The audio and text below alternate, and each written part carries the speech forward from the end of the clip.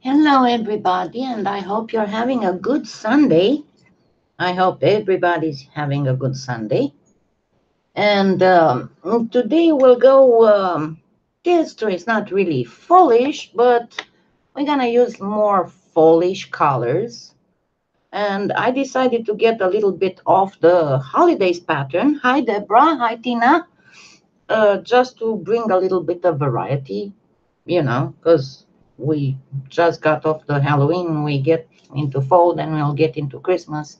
Let's do a little bit of something a little bit different. And in order to do that, I'm going to do 2 skinner blends. Hi, Eva. Hi, Chris. So my first one has to be fairly, way more darker than the second one. And because it has to be like that, and I need the combination of yellow and brown, if you have sienna, raw sienna, that's going to be way faster. I would have done this in souffle, but I don't have enough souffle white. So anyway, remember, it is based on Mokume Gane. Hi, Cherry. It's based on Mokume Gane. And remember what I said in that how to choose your clay for beginners? Anything that involves deformation. Hi, Cecile. Hi, Jessie. Anything that involves deformation, you want a soft clay. So do not go for a Mokume Gane with Pardo. Do not go with Fimo Professional. Do not go with Kato because you'll have to work a lot. Hi, Barbara.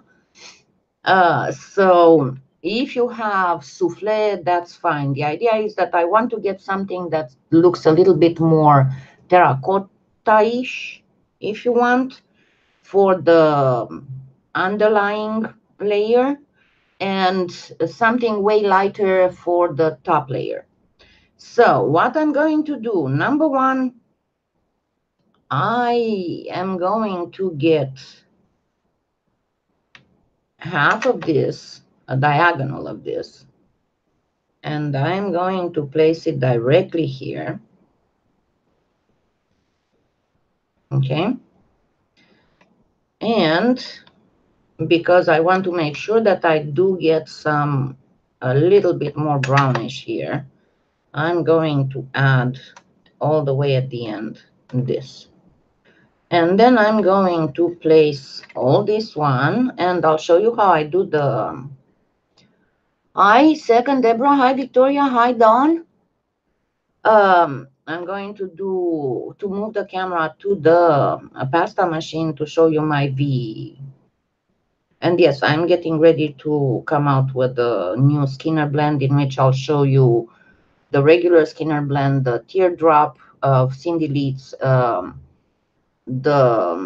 ovoid insertions of Meg Newman, and then my own V fold. So that way you can choose whichever you think it's faster. For me, it's very fast to do my V fold, but then please don't forget the fact I'm not trying to put myself on a pedestal, but don't forget the fact that I have a lot of experience with color. So I kind of know already in my mind what I'm going to get. Okay, so here I start like this, but I will end up with the color drawn all the way in the white area. It's just going to be a little bit darker white. It won't be white. Now for the second one, this time I don't want that much, so I'm going to use actually a quarter of yellow, and this is cadmium yellow. If you have souffle, you can easily go either with the cinnamon. Hi, Helen. Oh my goodness. Thank you for being here. And then a sliver of, this is burnt umber. As I said, if you have raw sienna, then you don't need this much. And I'm going to start working on my skinner blends.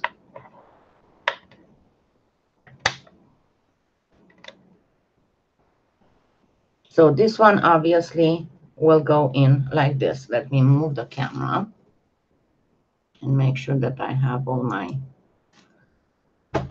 view properly.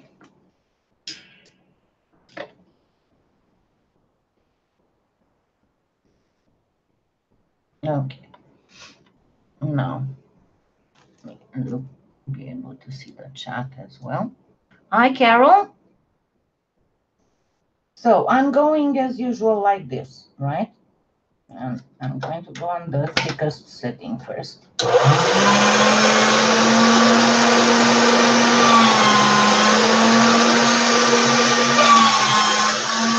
Now I'm going to turn to a thinner setting, like a 3 or 4.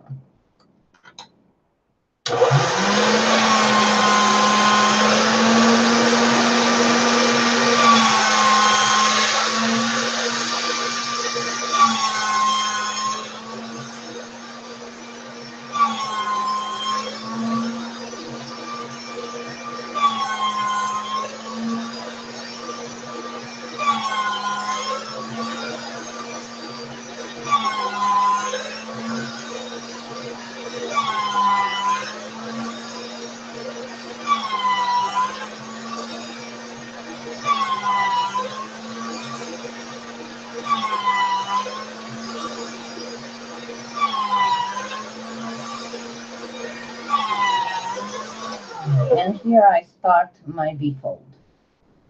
So I want the colors to go all the way to the left and to the right. So I'm going to V-fold right in the middle.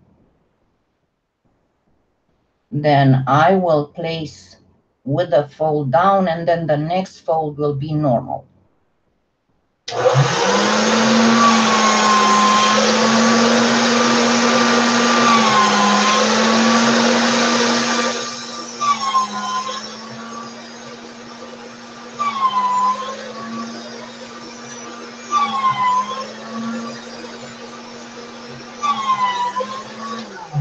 And now, because you see I have a whole bunch of mess here, I'm going to simply repeat the V-fold again right in the middle.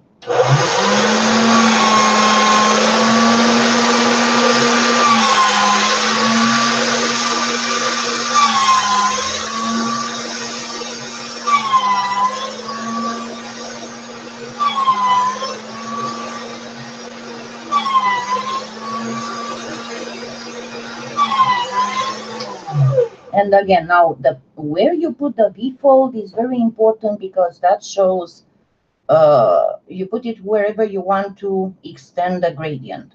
So I'm still going for a perfectly equal gradient.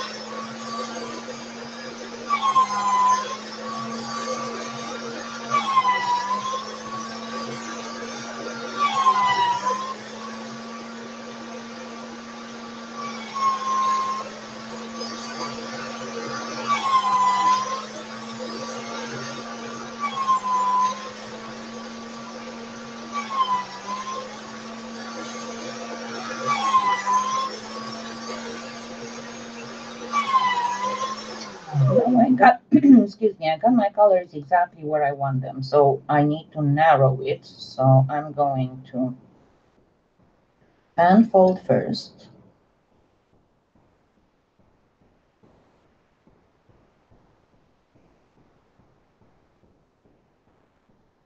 And I'm not going to completely move the camera, just point it a little bit lower. And I just want to do this. Make sure that my lines are straight. Just flatten it enough.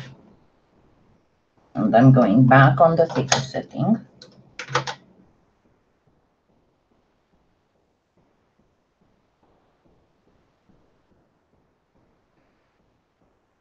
Flatten it enough that it would go through the pasta machine without putting any kind of stress on the machine.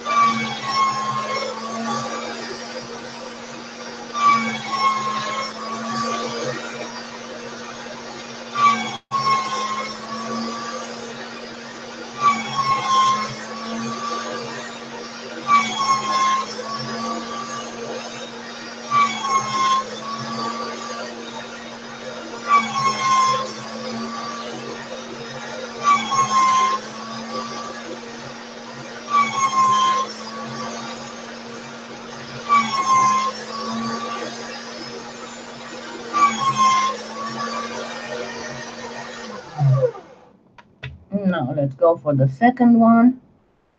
Okay, hi Judy, hi Joel, hi Noemi, hi Anna. I hope I didn't miss anybody. It's kind of hard to read from the side.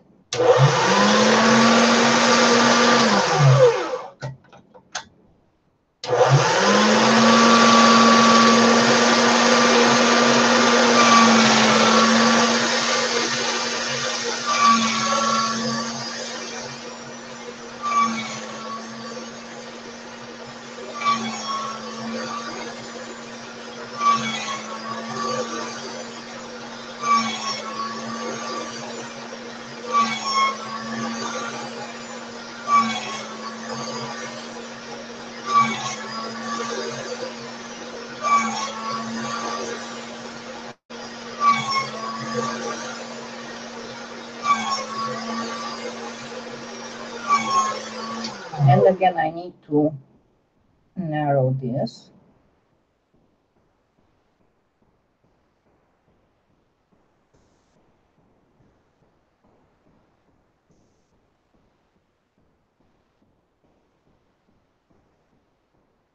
And one more time, making sure that my lines are perfectly straight.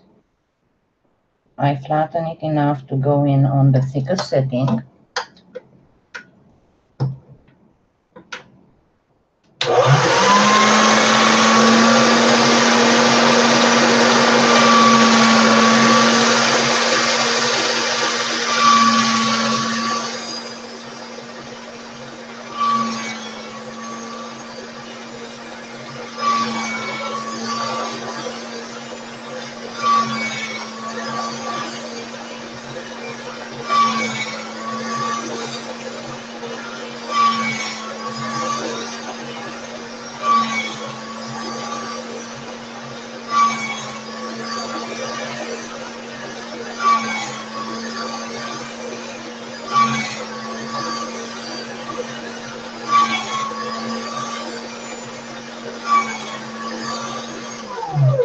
And I'm going thinner.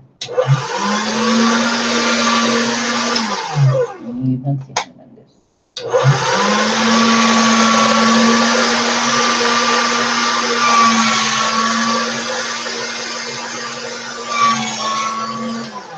I need this to be as wide as this, so probably one more pass through the machine.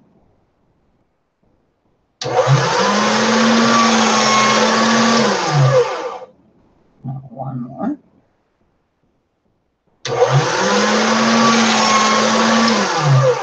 Okay, now I'm going to go as thin as I can to still have this fairly manageable.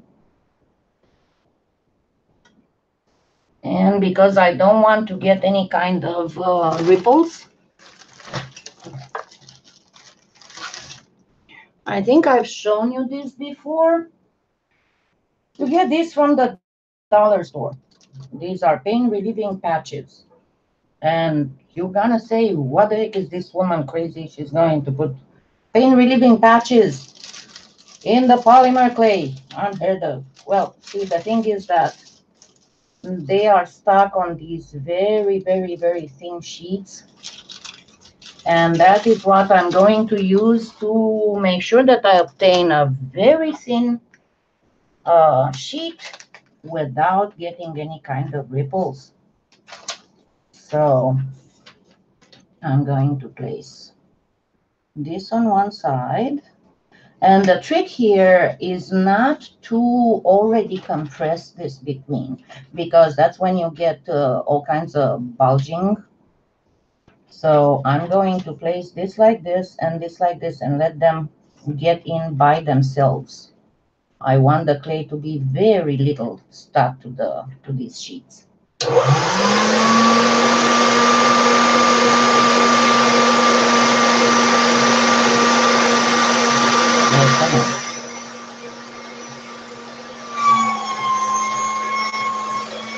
Okay, I cannot do it on camera apparently. I'm really bad about doing it on camera.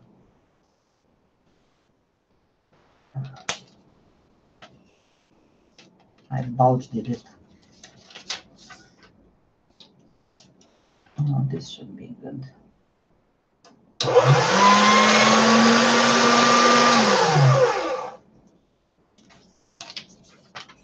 Oh yeah, no wonder. I was trying to do two at a time. I didn't notice that they were too stuck together.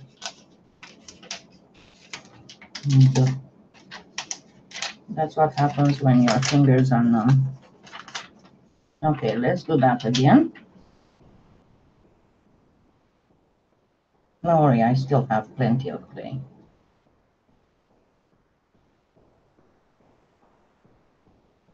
I forgot I had 4 sheets here, not 2. Duh.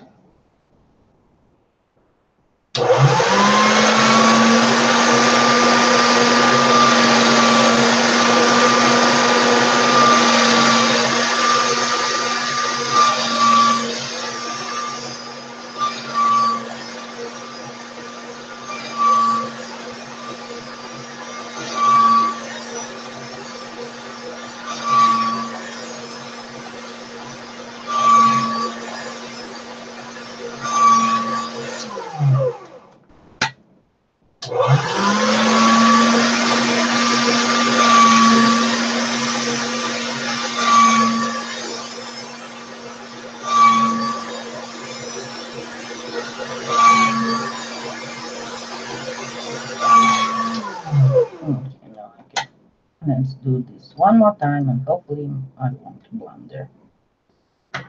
And it's also very hard because I cannot keep my head over the pasta machine to see exactly where the sheets are going.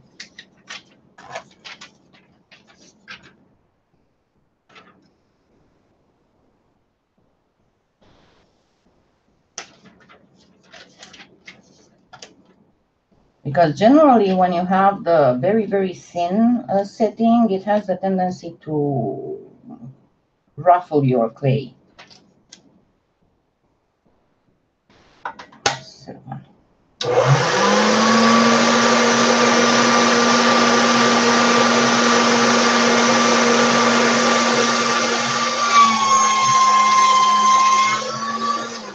There we go.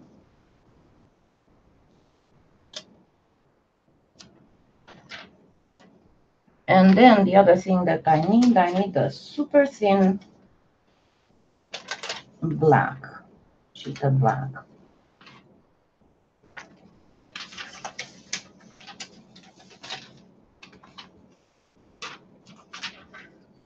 And get it into a normal. And I know a lot of people have asked me, how do you do your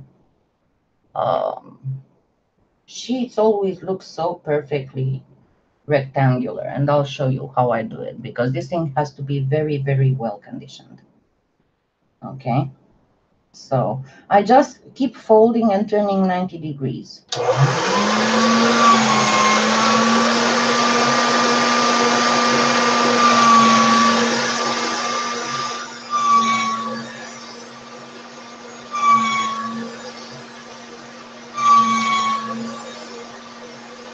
I have a ball in there.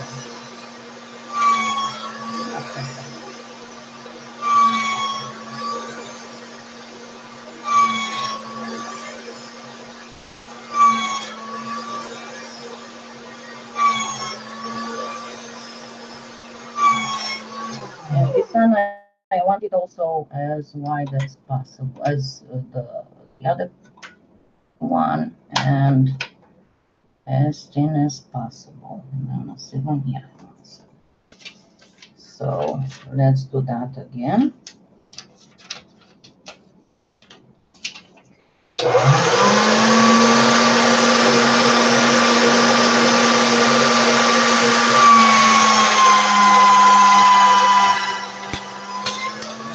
I messed up, but I got enough what I wanted. Okay. Now let's get back in here. And the mess up was not that bad. Make sure that I'm on the good view. Yeah, I'm still working on other things as usual. Now, the way that I'm going to construct this Mokume Gane,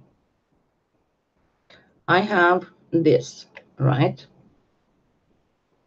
What I'm going to do next, on top of this, I am going to place, and just because this is so thin that whenever I will try to remove it, it might rip. So I'm going to place, and this is on the thickest setting, remember? And I'm going to just make sure that it's well stuck in here.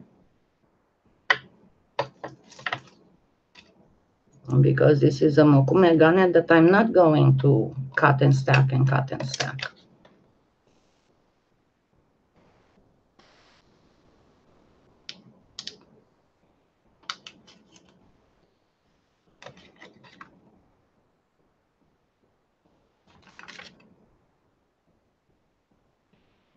I just need this to be super thin already to start with for the effect that I'm trying to get.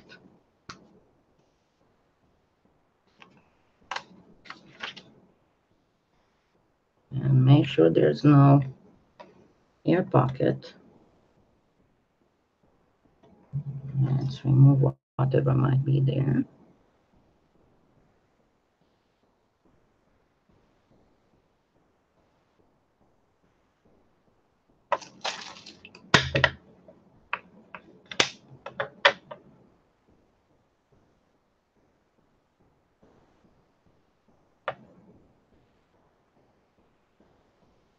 Okay, let's check the chat to see if there's any questions. Okay, hi Maria. Thank you. I have to thank Deborah for that. Hi Tifa. Hi Alana.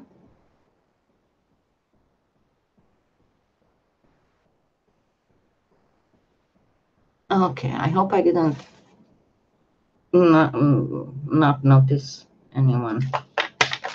And then I'm going to do the exact same thing with this other one, only that I'm going to place it exactly backwards. See, I have the darker part here, the lighter part here. I'm going to place with the black in between them, like this. And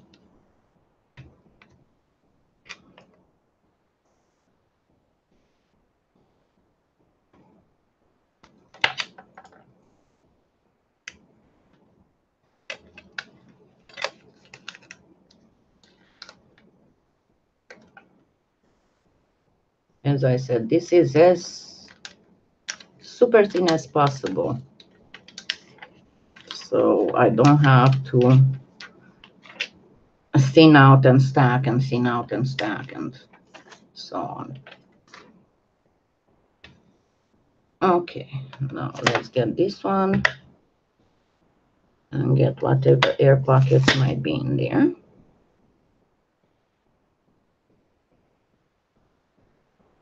And another piece of advice, when you take out the air pockets, don't just poke with the needle. You can do it with the X-Acto knife as well, but do a little line, because if you just do a poke, it might not all come out.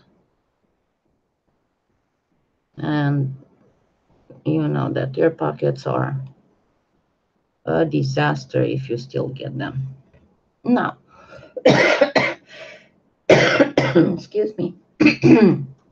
Now I'm going to do a very, very simple grid, and not even a super equally measured and whatever one.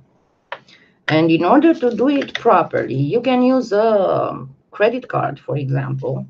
What I'm going to use the back of the rigid blade, just because I cannot find my Mod Podge scraper.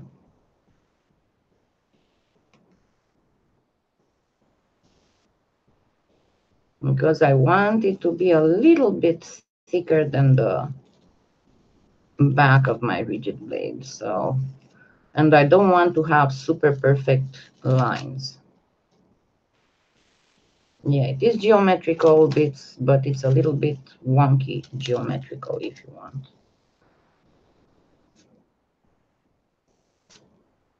Yeah, I found it to the Dollar Tree, at the Dollar Tree, not to the Family Dollar or but I think that most of these patches are stuck on this kind of stuff. Okay, so I'm going to start my grid. So I'm going to press.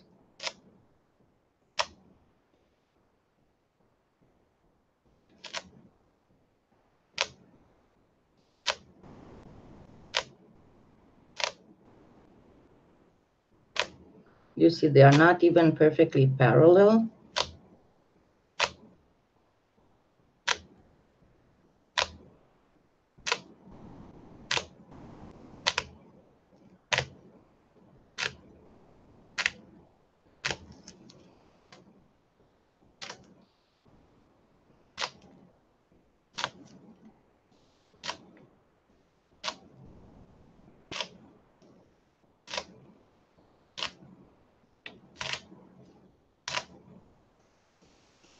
And there's my grid. Hi, Marie. Okay, now I'm going to get my, oh, there's my, never mind. I just found my Mod Podge thing. I'm trying to find a small blade. That's the thing, whenever I'm cleaning stuff, something always will be impossible to find. Because I'm gonna have to use one of the long ones. I was looking because I know that one of them I nicked it. I have no idea how I managed to do that, but I did. Okay, it's this one. And always before starting to shave, the best thing is to wipe your blade with some Armor All and keep the paper towel with Armor All handy. I just used white, cadmium yellow, and burnt umber just because I don't have anything closer to terracotta. And then a sheet of black in between. But you can use any, if you use souffle, you can use easily the cinnamon. It would look really pretty with white. The idea is to have some earthy, fallish colors. And then start shaving.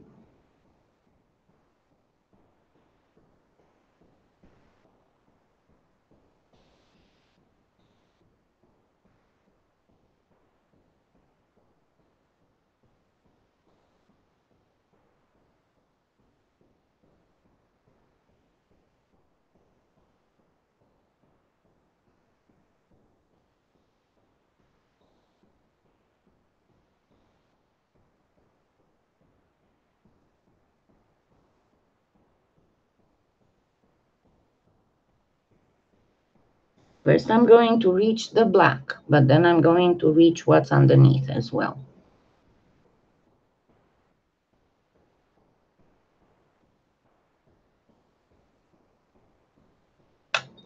See?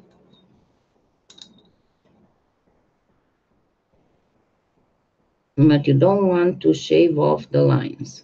That's your main thing. So go really slow. Shave really thin.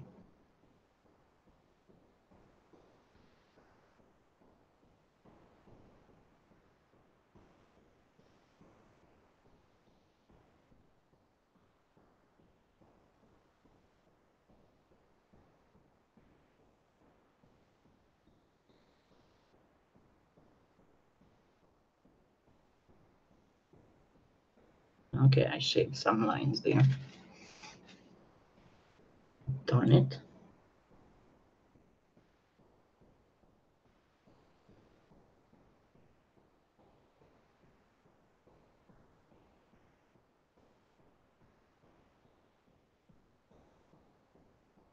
So you're not supposed to shave the lines like I just did.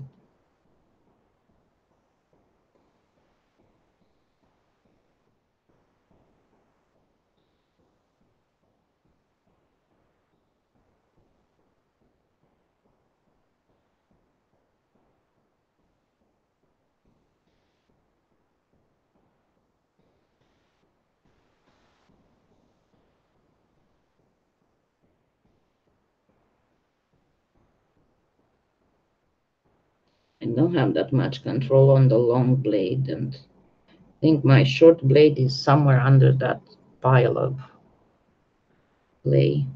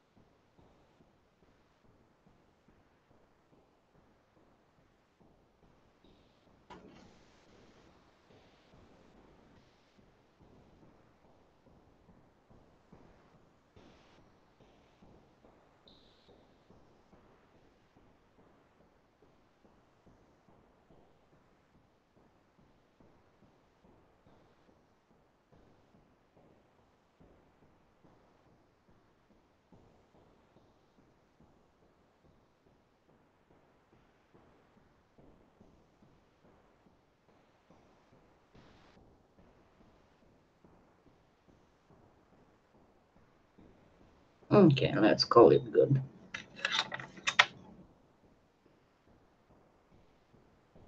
Bonsoir Dominique. Comment ça va?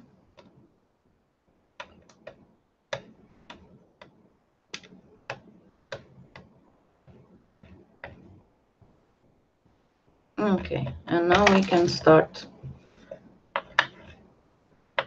And because it's a relatively geometric thing, we can simply go up and down and...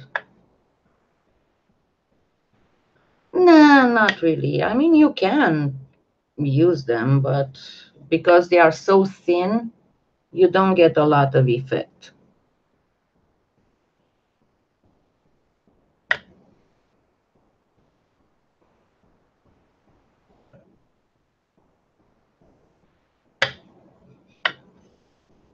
Now remember, one of the most important things in this is the burnishing.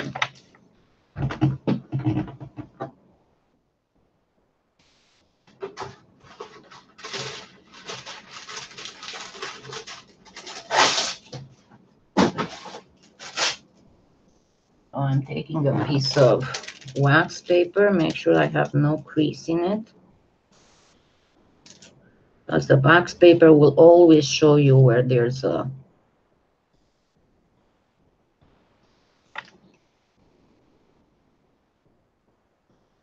Oh, I'm so sorry, Dominique.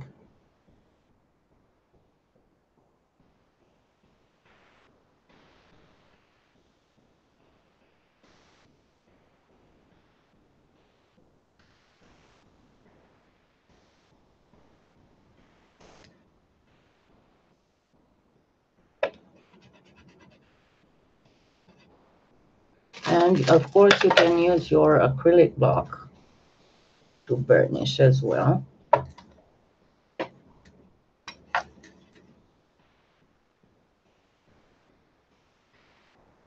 Absolument, tu dois prendre soin de toi-même. Okay.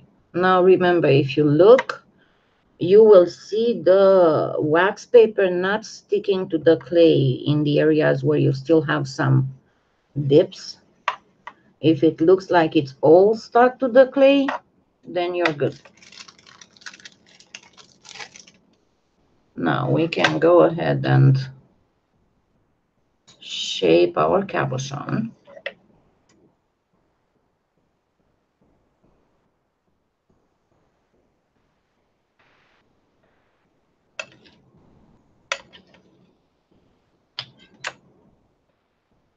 Let me go grab my cutter.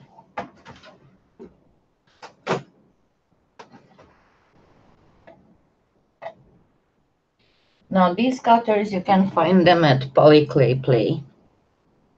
I think they are the sunflower cutter. Let me see, where do I want to place it?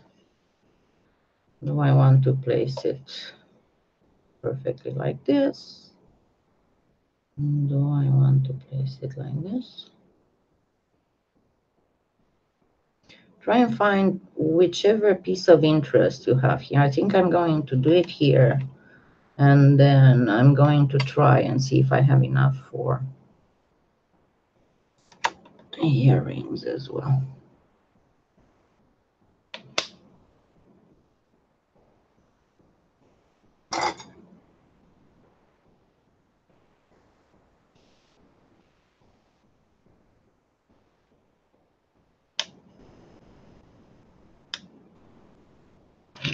I want to trim part of what's extra here.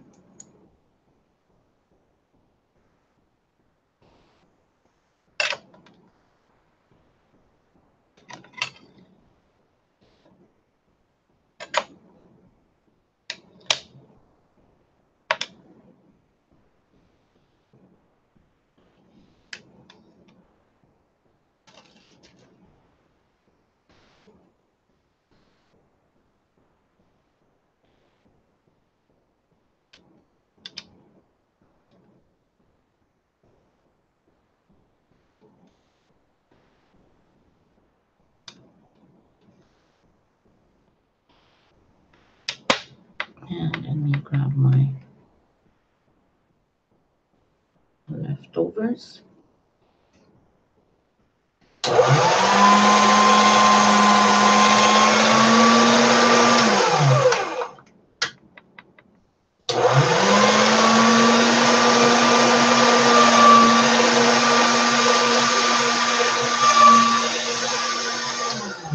A little bit more left over. I think I have a ton of scrap clay here. Because the back will be covered by the backing, so I don't really care how it looks like.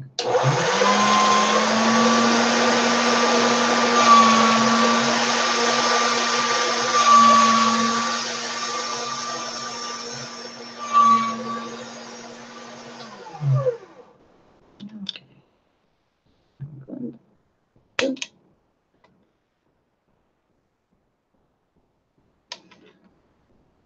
So go with the ball stylus on the edges, essentially, after you have done the dip. And you want to insist at the two corners.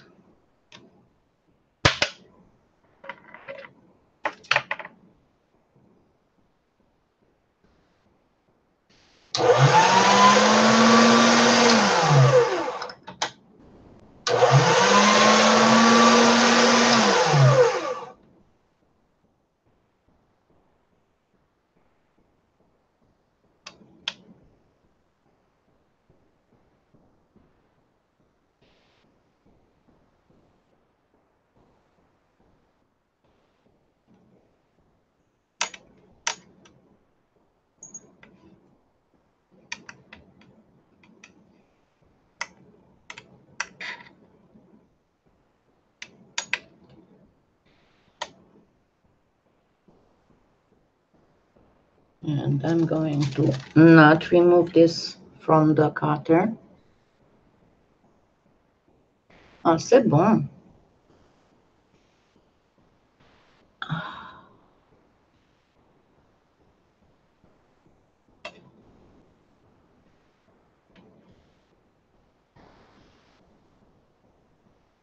Hey, there.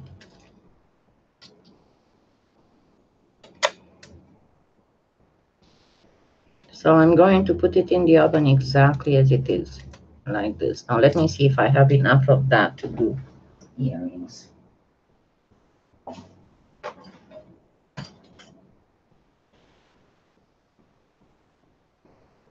Because for the earrings, I'm not going to use this. This is too small to work with. So what I'm going to do is to simply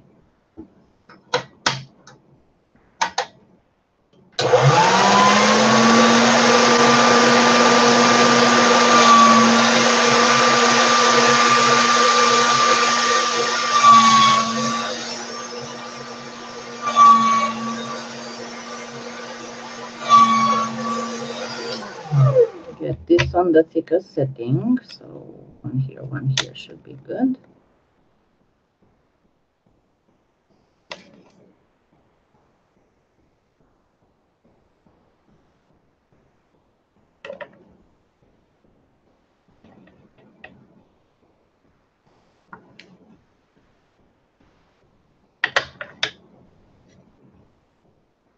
And then simply use the cling wrap. Make sure you don't do any kind of wrinkles.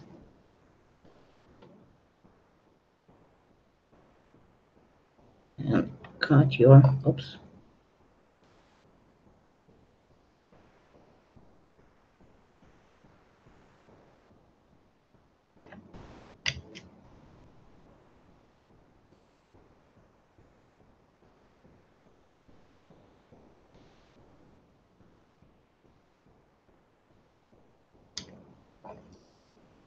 There.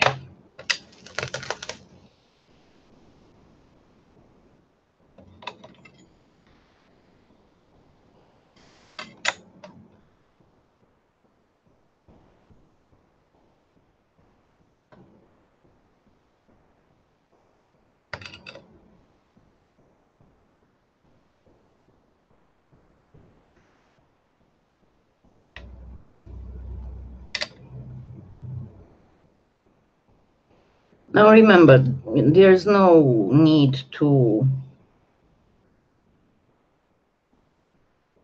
get too much worried about these edges, because a simple swipe with the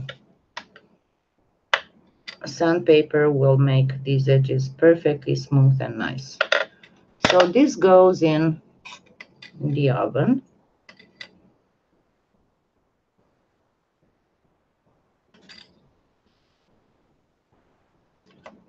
And while it's baking, we are going to do the backing and bail for it. So I have, just in case, I have 3 inches. I'll be right back.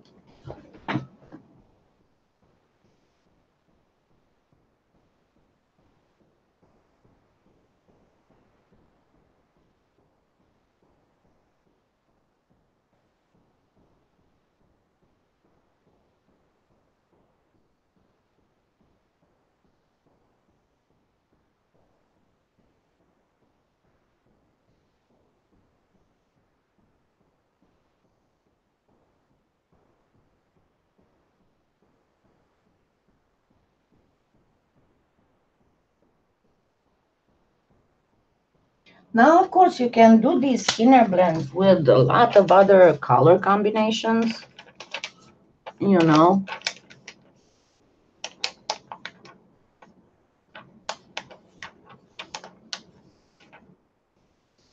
Yeah, no, that's what I did. I laid it on scrap clay.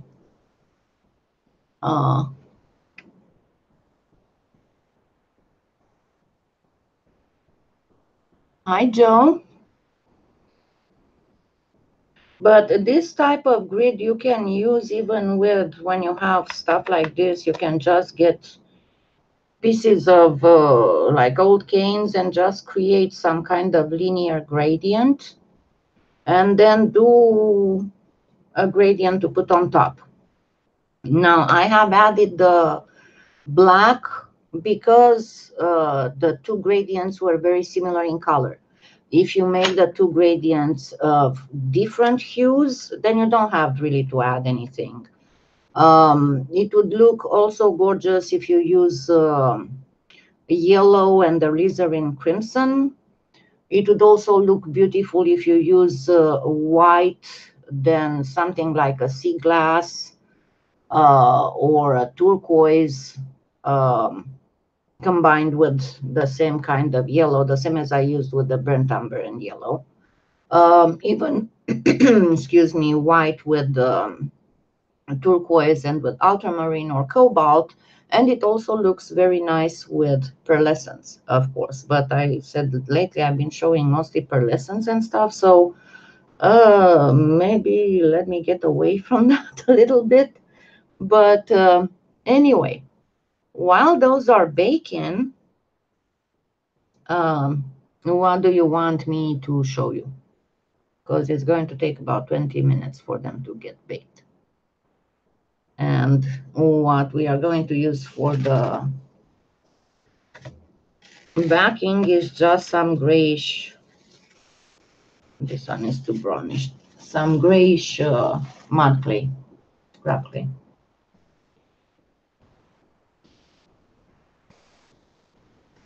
Hi, Sandy. Yeah, you must be related, huh?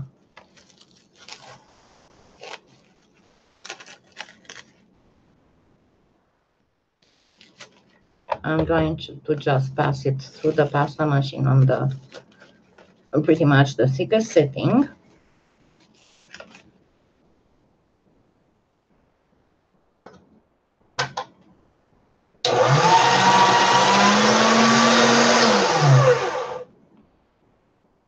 Now I want it to be a little bit longer and fairly longer than the pendant in general.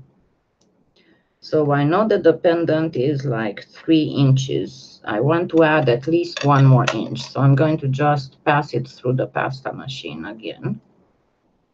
And it has to be about 1/4 of an inch wider on each side.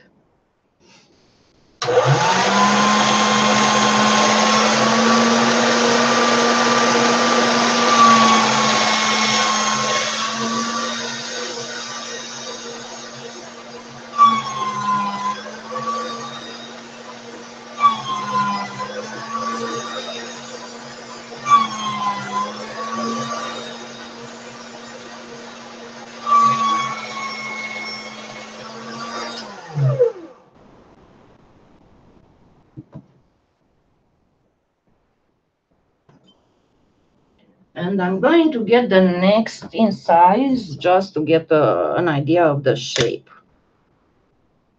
What I need to do first is to get some kind of texture for the bale. And I chose this making tires.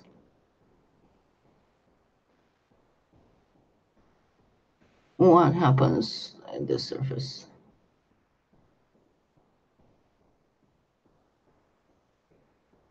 What happens on the surface? Hold on, let me catch up with the chat.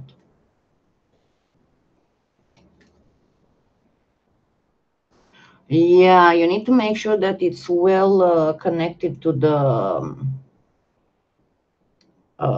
back. Or if you do it without the back, it's well connected to the cutter itself. Because if not, the air escapes. So I'm going to use, I think it's the tires from Makins.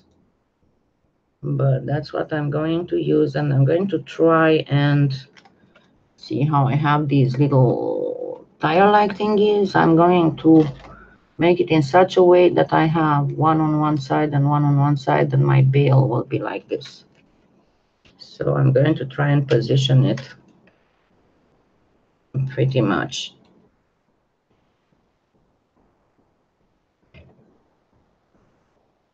And I'm essentially interested mostly on this side because the backing I'm going to go over with a sponge on it. Yeah, it happens if it's too thin, but it also can happen if it's too thick and if it's not well conditioned, because then it's not flexible enough. And again, you need a soft clay for that, or a very, very, very well conditioned clay. That's a must.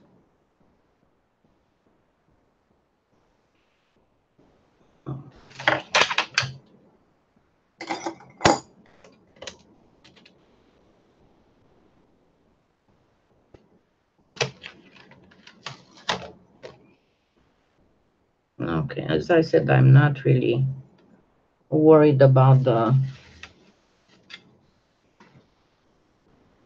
the part that's below, because I'm going to get it with the sponge anyway, but I am interested in the part that is right here the most. And in order to finish it, I will need the piece. Yeah, try Cernit or even Fimo Soft. That should work good as well.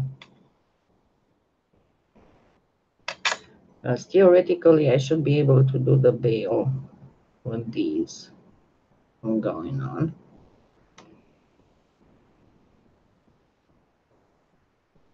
And for the earrings, I'm not going to even worry, because the earrings don't get this kind of bail. They will just get a simple pinch bail. But this kind of bail looks better on the pendant. So I'm going to have this much, about this.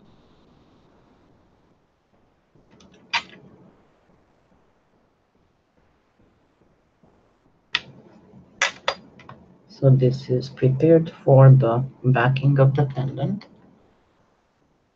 Okay, let me catch up on the chat.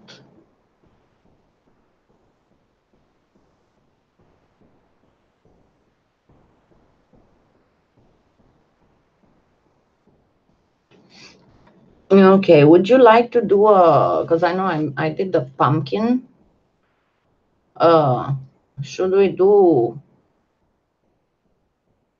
should I do a tutorial on covering a pen with little pumpkins, or should I do first another faux cane and then do a combination? Because the thing works exactly the same as for the fleur-de-lis. You just have to calculate them to be at a certain size, and then when you turn them as diamonds, they align perfectly on the pen. But let me get a little bit more of this.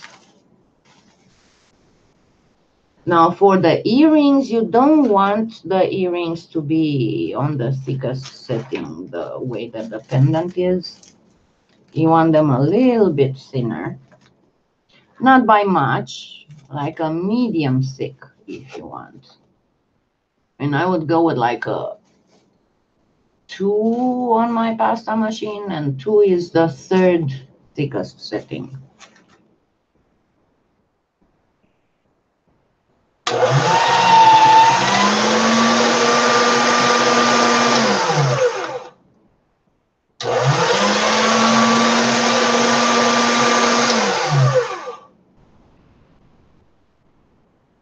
So what you want to do for and that's what I'm going to do for the pendant as well.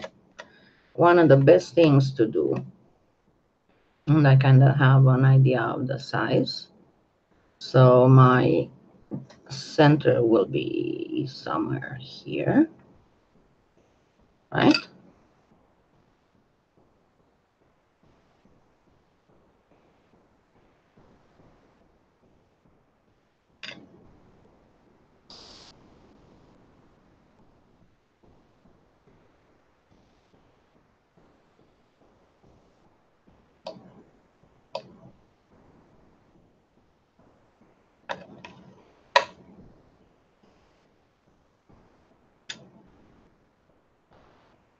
You just do a whole bunch of these, and again, they don't have to be perfect.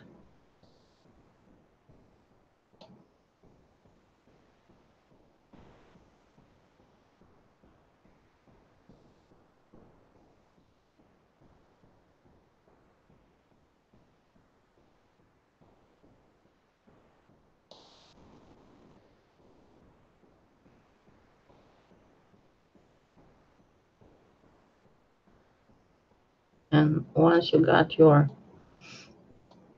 lines, major lines in place, you can start going with the scratching part.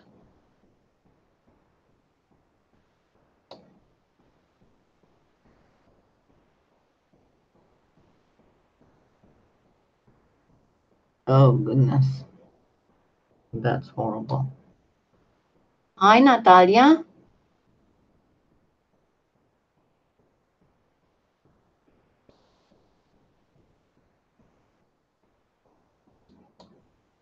I am so glad to see more and more people from Europe. I know it must be close to quite late there. And as you said, Carol, it's nice to be able to sleep longer in the morning, but then also the fact that it gets darker earlier. But you know what? I am old enough to remember when we did not have the daylight savings time. And everything was just fine.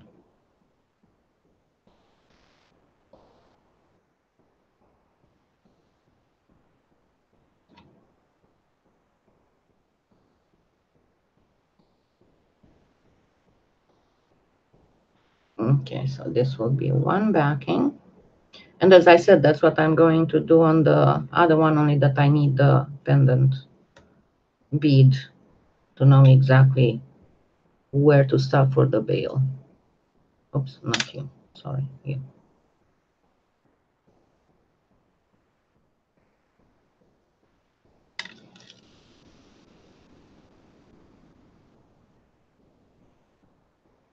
Yeah, burnt clay can especially. I told you whenever I bake keto, my pets throw up. And it's not like to say, oh yeah, Whisper's got liver issues, so of course he's going to throw up. But no, the cats throw up too. And actually, the cats are more sensitive to it than Whisper is.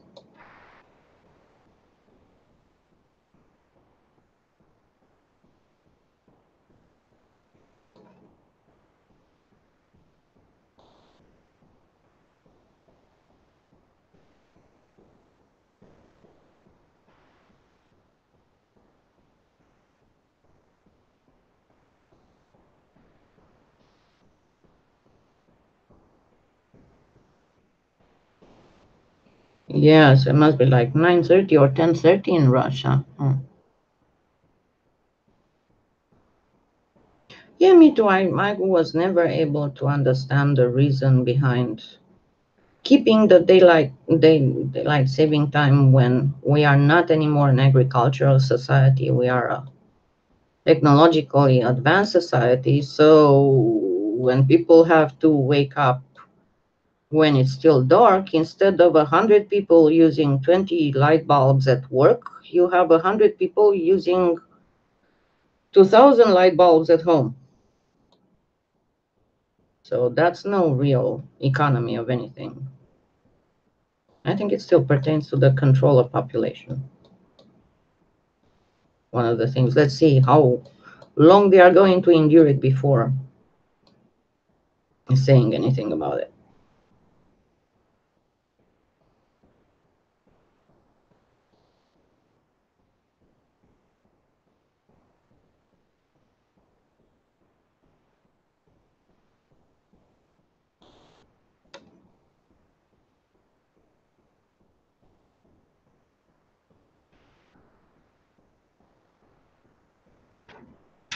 Okay, so this should be pretty much it.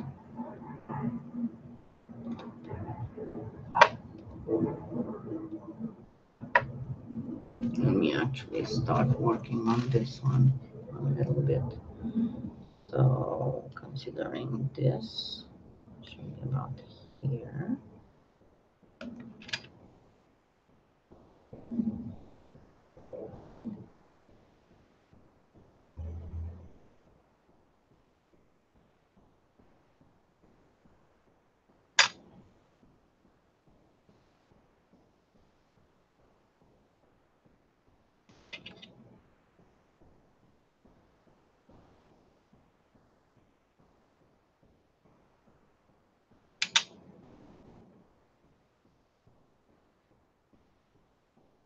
What do you mean? I have sponsorship. I don't do Patreon because I don't want to. I don't see why pay a middleman when I can do the same thing myself. But as I said from the beginning, I would always keep to at least 4 free tutorials per paid tutorial. Because obviously I do need money for materials and all that, and I'm quite poor, being on disability and such. But no, I don't condition. Of course, my sponsors get more special tutorials, but I'm trying to put enough interesting tutorials for everybody to find something for free.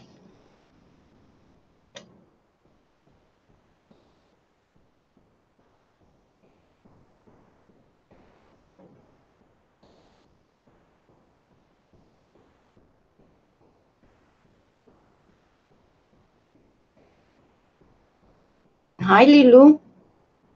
Bonjour.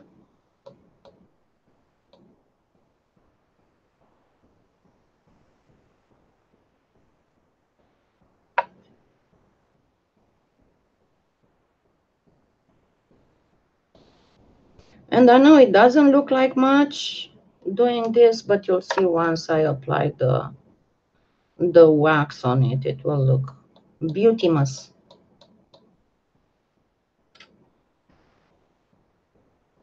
Just make sure that you do enough scratches for it to look nice.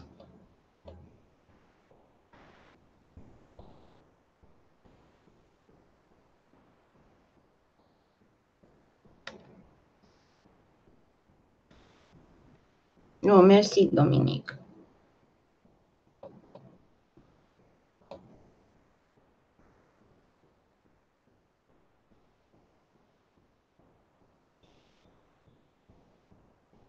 Okay, give me just a minute because the oven dinged.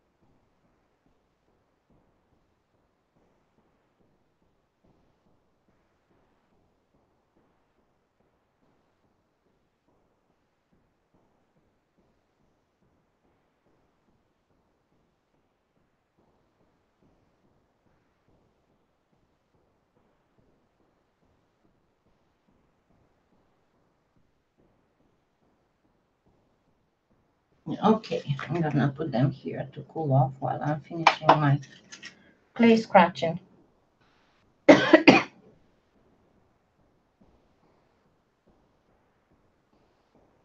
It's all over the world. I didn't see anybody from Australia.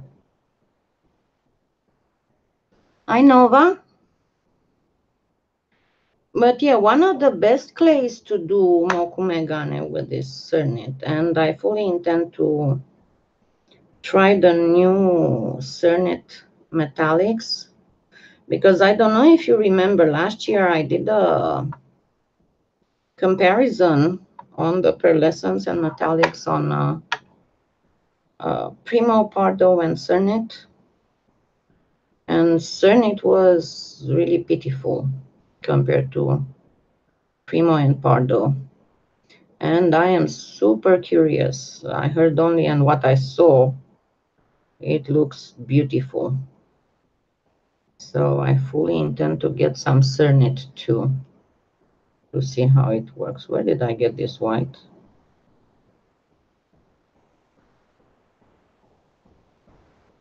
I didn't even notice it.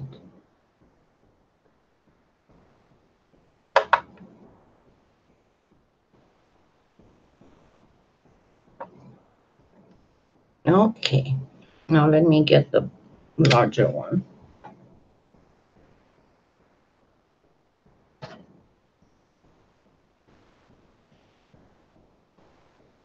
And as I said, don't worry about, let me put this here, about fixing these, hi Nova, fixing these perfectly smooth before baking it, because that's what we can do.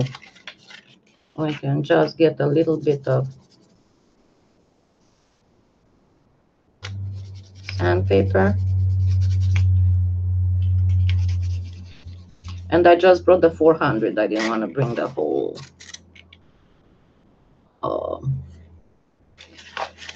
array. But that's all you need to do. Let's just do a little bit of sandpaper. And it's going to be just fine.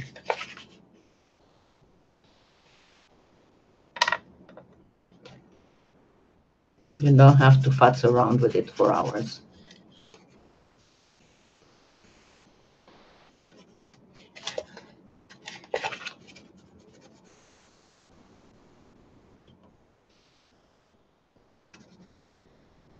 Okay, now let's work a little bit of wax in them.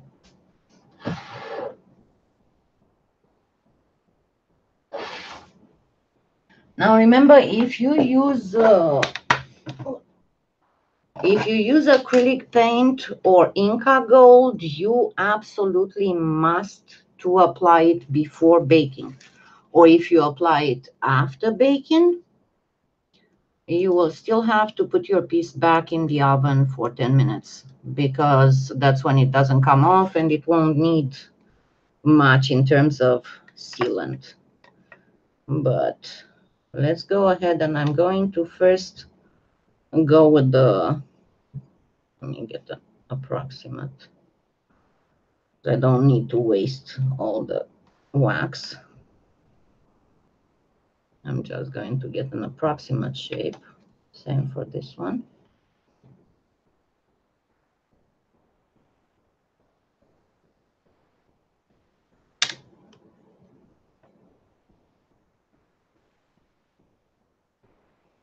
And let's make it look pretty.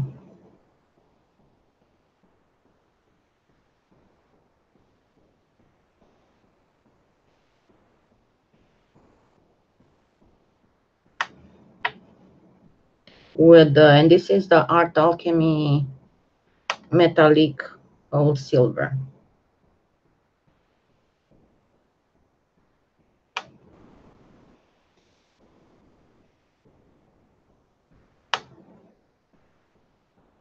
And one more thing I'm going to do.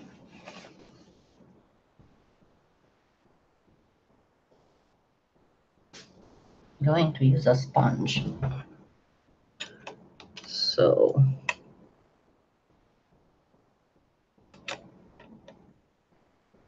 let's put a little bit of bacon bond on it.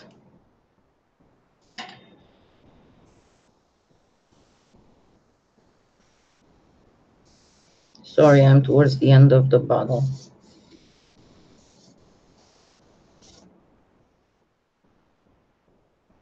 It's a little bit for it to start pumping down.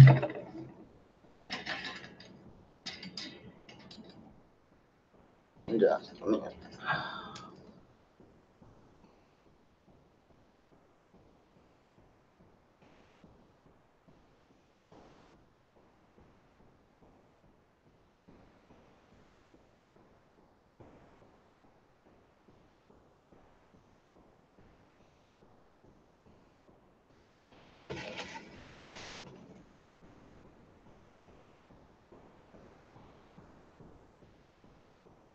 Now, do I want it to keep it this big? Definitely not. Absolutely not. So I'm going to do another cut.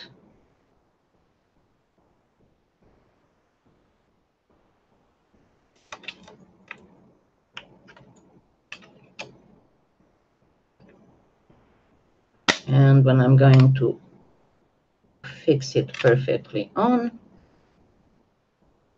as you see, it's obviously it's not centered.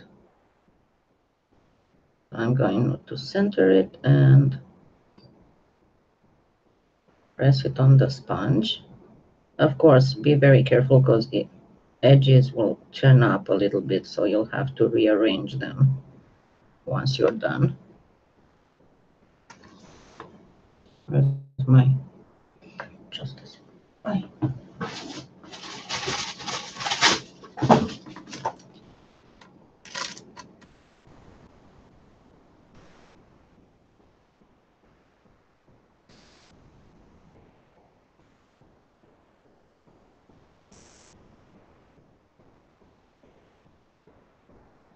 And you can gently sand it when it's after it's fully baked.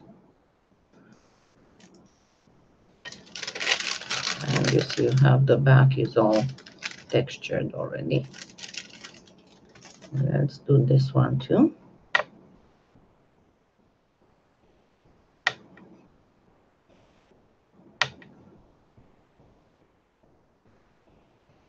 So if you're using something else, not this type of waxes, after you bake it for the backing, and then make sure that you put it back in the oven.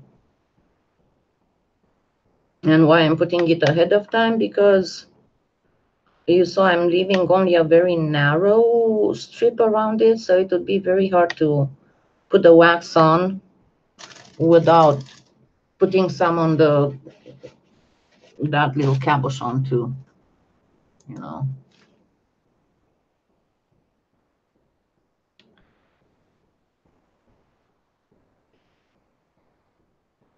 Oui, mais j'ai tellement de bouteilles ici que je peux pas les mettre tous dans une verre. Je la mettais comme ça avant, mais maintenant j'ai beaucoup de... Ma table est très occupée. Je veux en temps m'acheter un de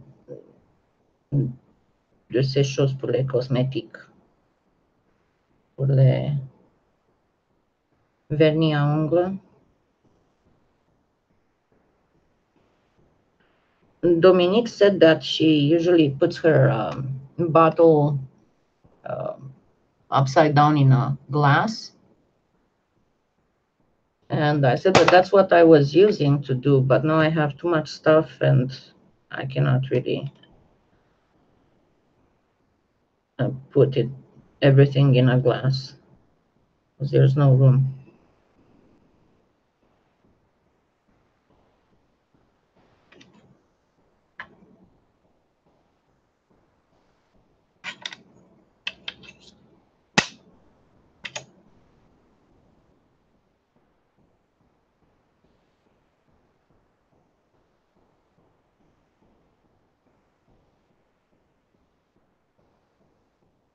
And again, don't worry much about the edges because that can be fixed once it's baked before applying the rest of the wax. So no worries about that.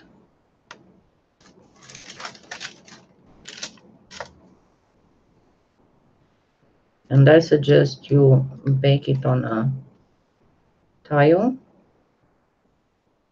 Now let's see what we can do about the pendant, because that's going to be a little bit more complicated. There we go. We also can work a little bit on these edges with a piece of sandpaper.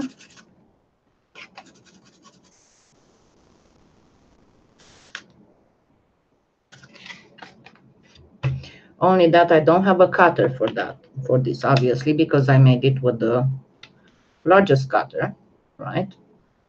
I could actually sand it some more, but I'm not going to dwell on the details. You want to have it very nicely sanded, okay? And even go to like a 1000, because even if you varnish it, not just buff it, when it's sanded, it still looks much better.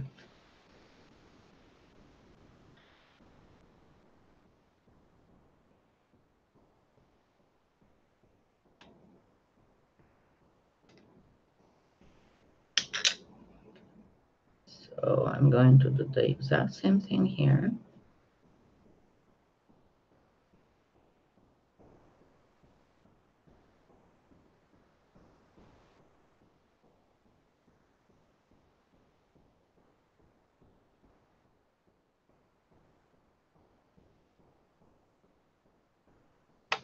Only that I'm going to want to do that on the bail too.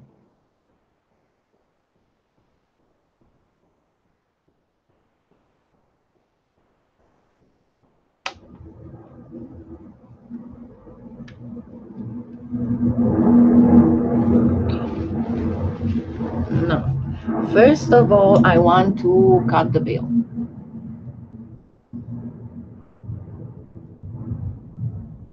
Yes, you can do, but only that remember that if you use like Perlex, you'll have to put sealant, you'll have to put varnish. If you use the, oh, what's the name of that? Not primary elements. Sorry, I have a brain fart. Perfect pearls. If you use perfect pearls, then you don't need a sealant because that one bonds with the, it bonds with the clay when you bake it. So, first of all, I need to make the bail. And I usually get these also at the Dollar Tree. And they are in bags of, I don't know, like 30 or 50 for $1. So again, this one works the best. Let me see where I need to break it, pretty much here.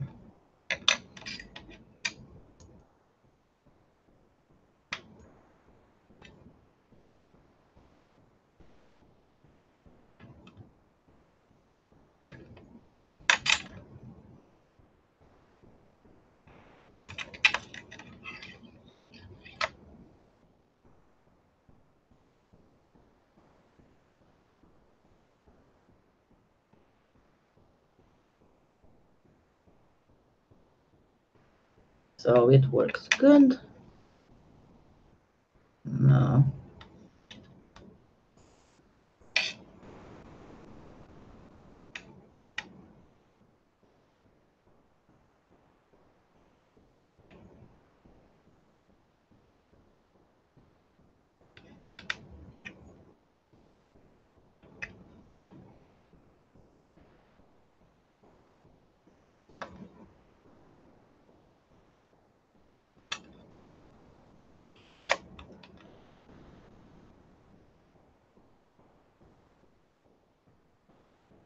And you want to place a little bit of bacon bond here, just in case if you used anything on the clay, just to be on the safe side. These are dowels. That's how they are called. And you find them at the dollar store in the craft area where they have the popsicle sticks and stuff.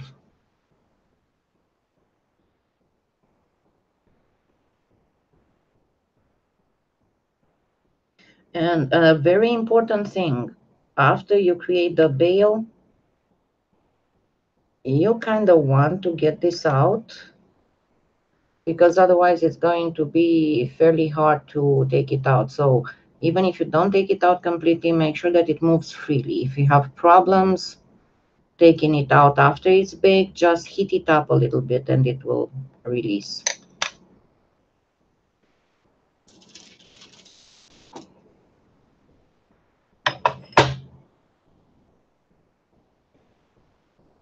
Now, notice that I placed the bacon bond on this a while ago. And remember, I like to do that because if you let it sit for a little bit, it's going to thicken.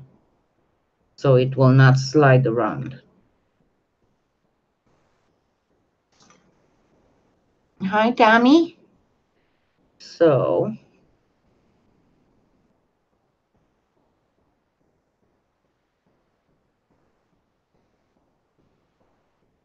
I'm going to want to place it pretty much like this. And again, I don't want to leave a whole bunch of what you call it, space. Let me make sure that I'm in the camera focus.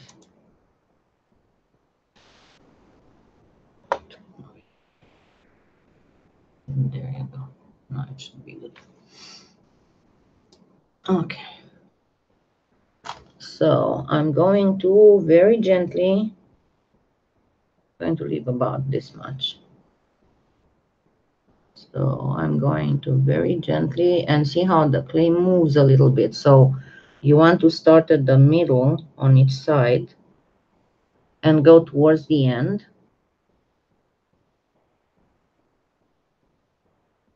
But that's why you want to leave the, whatchamacallit, the bacon bond. Sit a little bit because you don't want your pendant to start sliding around.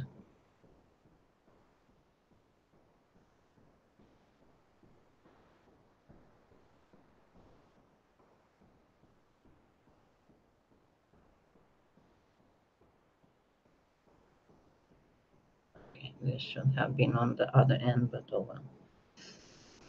It's a little bit longer than. I'll fix it in a minute.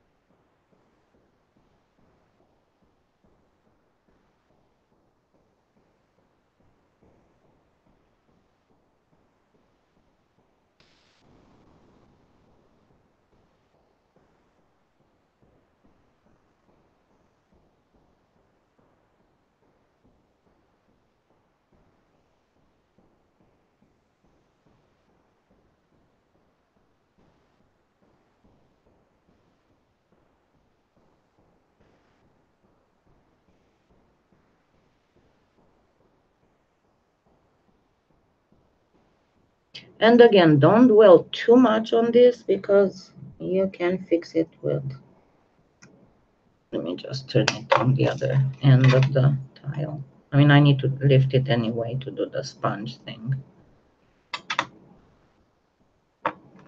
But you want to pay a lot of attention here at the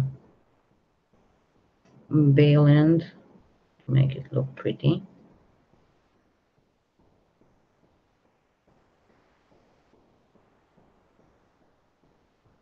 Without messing up the rest. Okay, so now let's do the sponge thing again. And as I said, don't fret too much because it can be fixed once it's baked using the sandpaper. So fix the cabochon wherever you want it.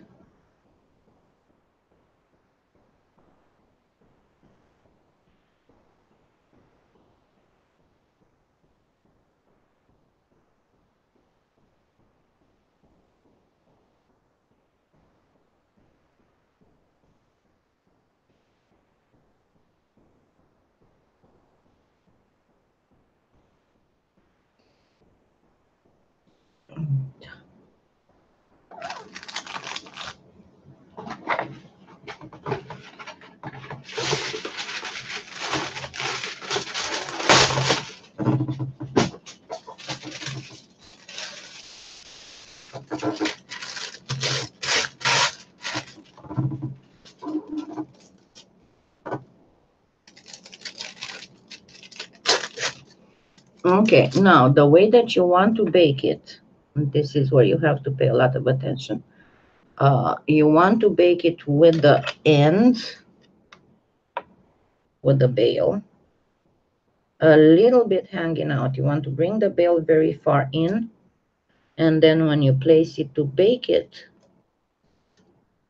you want to put it hanging out and then place the dowel under it so it won't go too far out to unravel, but it won't come too much in the front either.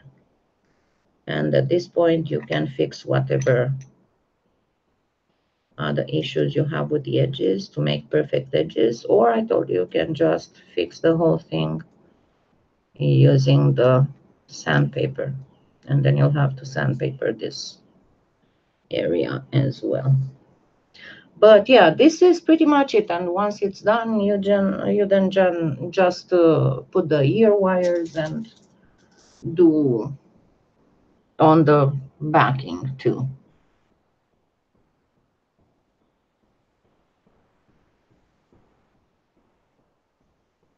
What rustic?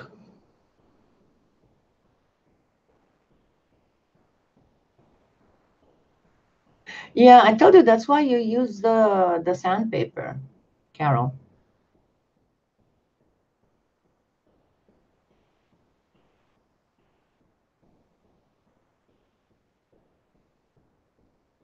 Yeah, and because they are both textured, but this one is fuller, and even with this one goes well together because it's got almost a tiny grid inside on the bale, complementing this one. But then from this one, it almost comes out from the grid, like the grid extends in rays. If you have issues with cutting the edges, now as a piece of advice, if you have issues with cutting the edges, then instead of doing the puffy bead, do the pendant exactly how I did um,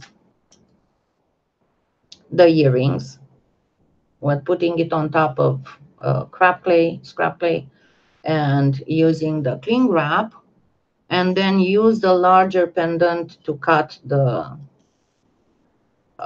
bezel part, and then simply use a pinch bail on the, like I'm going to use for the earrings if it is harder. Yeah, you don't have to worry. That's why I said it's, I mean, when I see people that start and futz around with it to make it perfect before they are baking and waste like 20 minutes on fixing the ends when it takes only 2 minutes to fix it with sandpaper, I'm like, oh.